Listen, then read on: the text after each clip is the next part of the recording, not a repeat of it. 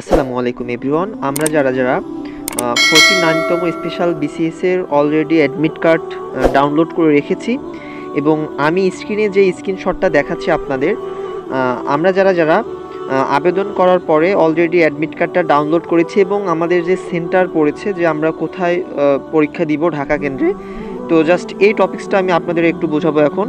তো আপনারা যারা ভিডিওটা দেখছেন অবশ্যই কন্টিনিউ করবেন। ওকে, যে আপনার অ্যাডমিট কার্ডের যে রেজি নং অর্থাৎ রেজিস্ট্রেশন নং রয়েছে তার সাথে এই উক্ত ঢাকা সেন্টারের যে কলেজগুলো রয়েছে সেখানে আপনার রেজিস্ট্রেশন নম্বর আছে কিনা আজকে এইটার উপর আপনাদেরকে ক্লিয়ার করব। ওকে, আশা রাখবো আপনি ভিডিওটা কন্টিনিউ করবেন এবং আপনার অ্যাডমিট কার্ডের রেজিস্ট্রেশন নংটা যাচাই করার জন্য আপনার ফার্স্ট অ্যাডমিট কার্ডে চলে যান। যাওয়ার পরে আপনার সেন্টার দেখবেন অর্থাৎ এক্সাম হল দেখেন যে আপনি মূলত কোন এক্সাম হলে এক্সাম দিচ্ছেন। যেমন এখানে অসংখ্য হলের নাম রয়েছে, যেমন Bangladesh Institute of Glass and Ceramics. Okay, তারপরে দেখেন এখানে রয়েছে একে উচ্চ মাধ্যমিক বিদ্যালয়, মূল ক্যাম্পাস, নতুন ক্যাম্পাস। ওকে, তারপরে রয়েছে লালবাগ সরকারি মডেল স্কুল অ্যান্ড কলেজ।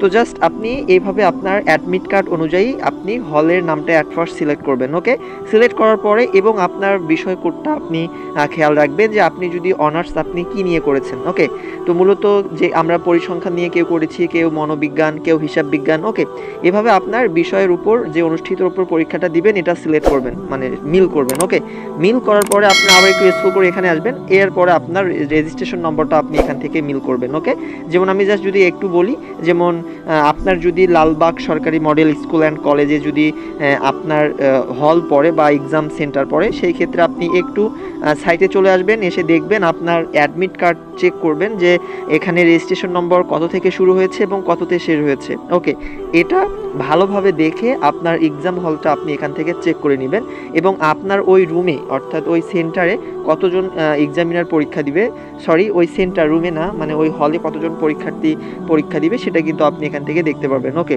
তো আশা করি আপনারা যারা ভিডিওটা দেখছেন অবশ্যই এটা যাচাই করে নেন যে আসলে আপনার রেজিস্ট্রেশন নম্বর উক্ত হলে আছে কিনা।